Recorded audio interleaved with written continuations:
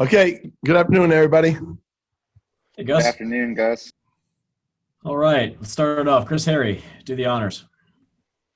Because obviously these guys aren't division opponents, but the fact that you have seen them up close the last 2 years and joint practices, what can you glean from that going into week 5 here? You know what? It's been a great relationship. We've got a lot out of it. You know, in that point in time in training camp, you just get a chance to go against different people, skill set and different guys and a different scheme. So it's always been a good deal for us. You know, everybody's trying different things at training camp. We tried some different things. I'm sure they did too. So, but I think just the overall, you start getting a feel for their receivers, the running back, just how good they are, and their personnel up front. And the challenge of stopping Alvin Kamara, I think he has 7 total touchdowns this year. What makes him so difficult to defend? Well, first of all, they do a great job utilizing him. I mean, in the backfield, out as a wide receiver, you're not quite sure where he's going to be at. And so, you know, as far as that, they have a very good understanding of that. And then on top of it, just his skill set. Phenomenal player as a coaching staff. It's the best back that we feel like we've seen thus far.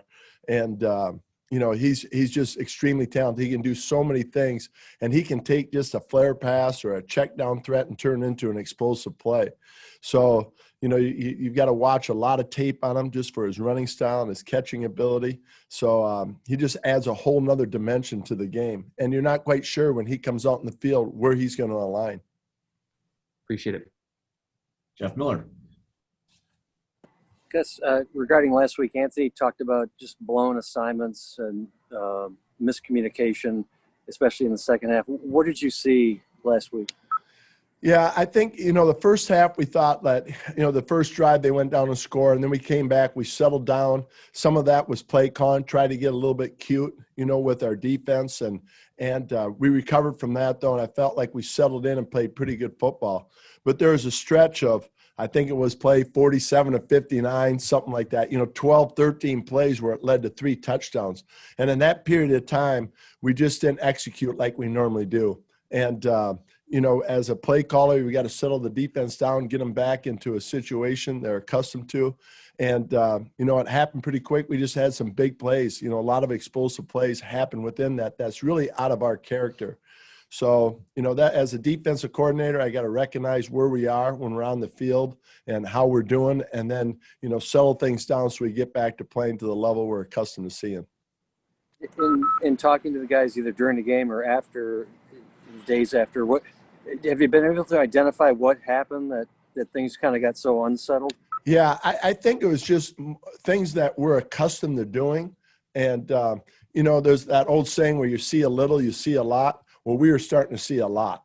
And, you know, I think when we got out there and we started to see too much, we didn't have our normal reactions to certain things. So, you know, it can happen. You don't like to see it happen, but it's been a great learning lesson. And I think it's really got our focus of attention this week about just how important the details and it's every play, how important every play counts. And then as a defensive coordinator, how difficult is it when a team like last week when they scored right before the half? I think Anthony said he was scared basically at that point. I mean, what did you feel, or what is that? You know, how much? Obviously, we saw a pretty big momentum swing there.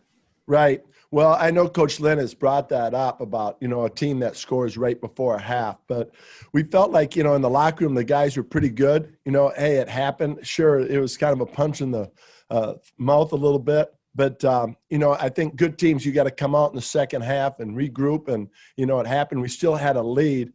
And, you know, to continue to be aggressive like we were playing towards the end of the first half.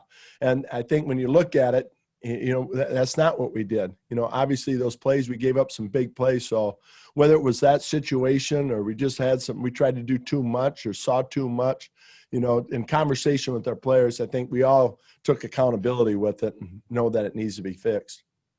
Okay, thank you. Fernando. Hey, Gus. How do you feel like you guys have utilized Joey Bosa in the first 4 weeks of the season? I think Joey's been doing really well for us. Now, you know, I think he wasn't at full last week, but, you know, as far as his ability, we need him, you know, and it'd be nice to have him at full strength. We'll see what takes place this week. But, you know, he's such an integral part to our defense when we talk about the rush and cover working together, you know, that part of it. But, you know, he's a very good player with the pass rush and with the run. So utilizing him, you know, last week we did some different things with him. You know, but extremely important to our success, as is everybody is. But Joey has that ability to kind of elevate the play of everybody around him. He was talking about, he said on Monday that he feels like him not practicing kind of hurts him going into the weekend. Do you feel like that's true and that he does need those practice reps to go into the game on Sundays or Monday like this week? Well, I agree. I think, you know, we have a saying that practice is where we make us. You know, and that's where we make us, the mindset and the communication. So practice is extremely, extremely important to us. So you hate to see anybody miss it. And, you know, so we knew Joey, with him missing some practices, there's going to be some things that, you know, may or may not take place. But, you know, he's the type of guy, you know, you trust, even though he misses some practice. You know, the knowledge part, the mental part's going to be there. It's just, you know, being out in the field and keep his craft, you know, at the precise place it needs to be is always a challenge when you don't practice. Thanks, Gus. Joe. Gus, with Joey not practicing on Wednesday, just kind of dovetailing off that, is it one of those things maybe with Joey maybe giving him an understanding that vets getting rest on Wednesday can be a good thing? I think that's how you spin it, you know, say, hey, if you're not practicing on a Wednesday, let's see what it does, you know, and how we monitor your reps going throughout the week of practice. You surely want to be on Sunday a team that is, you know, ready to go and got a lot of energy. You don't want to be a tired team. So always managing reps. Our guys do a great job of that, splitting reps up. Plus, we need to continue to look at some of the younger guys and develop them. So managing that part of it to where they get enough reps to keep their skill set sharp, but also to make sure that we have enough energy, and you play with a lot of energy on Sunday. It's always that balance. So when he is not practicing, we're kind of monitoring how this affects him and his energy level. And then just with Jerry Tillery, just what's been your thoughts on him the first 4 games, kind of seeing that sophomore jump instead compared to his rookie year? Right. I think the big challenge for us, we saw it the first couple of games where we thought really he was making great strides for us. So that's been his challenge, is now it's not about, you know, hey, just make sure you're getting better, but start playing with that confidence that you're showing on tape. And you can sense it with him. I think that, you know, a team like the Saints, there's going to present some challenges where you need your focus every play. And that's really what the challenge with our whole defense. You can't take a break. You can't not get lined up right or execute the scheme, because they'll make you pay. So that part of the game is what, you know, he needs to continue to work on, especially this week. And then after a second half like last week, is it good or bad that you're kind of facing a similar explosive offense this week to kind of get back on the track? Well, we'll see, right? Our guys are really looking forward to the challenge. Obviously, I think the relationship that you mentioned before about going against the Saints in training camp, and their personnel, and you know how they go about their work, and so we have great respect for them. So anytime you got a chance to go against a team like that and see match your wits, and then to come back after a performance like we had for that portion of the second half, really the game can't come fast enough. It doesn't matter who it is. You just want to get back on the field. And this week it just happens to be the Saints. Okay. Thanks, Gus. Manuel. Coach, that 2018 team was able to close out games and win some close games. What about that team? Obviously they're different teams. What about 2018 team can kind of transfer over to this team? Well, can you repeat that again, please? So the 2018 Chargers, they were able to close out a lot of games, to finish games. Obviously, these teams are different, but what about that team can transfer to this team? Sure. Okay, that's a great question. I think for us, the opportunity to go out there and close it is you earn the opportunity to be successful. And right now, we're not doing enough things to earn that. And that's been the focus this week as the other previous weeks. But, you know, you got to go out there, and it starts with practice where it makes us, and how you go about it, the studying of film, it needs to be tightened down. And then when you get those opportunities to really close it out, you know, to feel like, hey, we got a lead, we're in good shape, let's just go out there and play. No, you keep going, because that mindset is what got you there. And so that's what we have to learn as a team. And we have to continue to work together, eliminate some of these self-inflicted wounds. That's really what it was for us when we watched the tape. There were self-inflicted wounds. And when you're a good team and you want to win close games, you know, you can overcome them or don't even have those in that part of the game. So I think you're seeing a little bit of more of that. I can just speak defensively. Then maybe, you know, in 2018, we still had some, but, you know, that's why I want to make sure this doesn't become a habit. Because up until this point, I thought we've been playing pretty consistent. Thank you. Pop. Hey, Gus.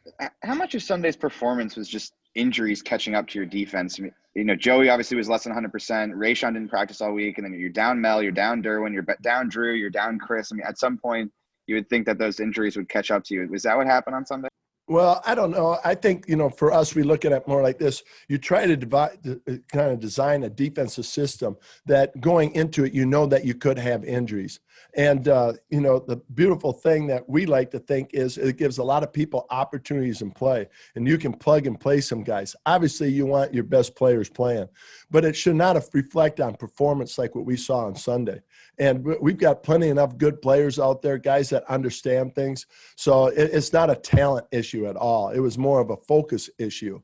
So, you know, that's where we got to go to. But we feel good about our guys, you know, that have stepped in and stepped up. It's just you got to play more consistent and learn to trust the guy next to you. And just with Casey Hayward, he was only targeted 49 times all last season. He already has more than half of those targets through 4 games this season. Why do you feel like opposing offenses are targeting Casey more? Does it have to do with playing more man, or what do you think we are mixing it up, but I think it's just sometimes the way the scheme comes up. It just, you know, maybe on the backside we're doing a better covering, so they're coming over to the front side. You know, it could be things like that. But I did not realize that stat, just how much his numbers have increased. But he's been playing pretty well for us. I know there's a play here or there that we all would like to have back. But, you know, one thing we can count on Casey is to be playing. He's playing pretty consistent. Thanks. Michael. Hey, Coach. Richard Sherman was recently on a podcast, and he was asked about Dallas's defensive struggles, and some of the things he said I thought were pretty interesting. He talked about them being too multiple, and defenses need to find what they do best and stick to that. And it can be a downside to be too multiple because you can't figure out what's hurting you if you're throwing a bunch of stuff at the wall hoping that it sticks. So I'm just curious if that's something he learned from you and just your overall thoughts on that mindset. I think there's different defensive philosophies. You could get a coach that comes in here and says, we're going to run 30 different pressures, 30 different coverages, and it's successful. And you can have someone say, you know what, this is who we are, and we're going to do a very few things. It's a precision league, and we're going to do them very well. And both of them have worked. So I'm not sure where Richard came from that, but, you know, everybody has their own feelings. We are a team. I think it's not any secret out there that we do believe in making sure that we do enough, but also not at the expense that it's not with precision. You know, and that's what you saw in last week's game. When we're not precise, when we're not on it, we become very, very average. And, you know, so you have a standard, and this is what the standard looks like. And you keep pointing that out to the guys. If we're going to do this, this is what it looks like. And it didn't look like that at the end. So they're all fully aware of it. And now to get back on track and get it back to what it should look like. Thank you. All right, Gus, last one for you. Gilbert, go ahead. Hey, Gus, with Kenneth Murray not having four games under his belt, what do you like from him? What do you want to see him improve on? I think the big thing with him is just getting him to where he's consistent. You're seeing him, boy, he's a big physical playmaker. He gets around the ball. He can run and hit.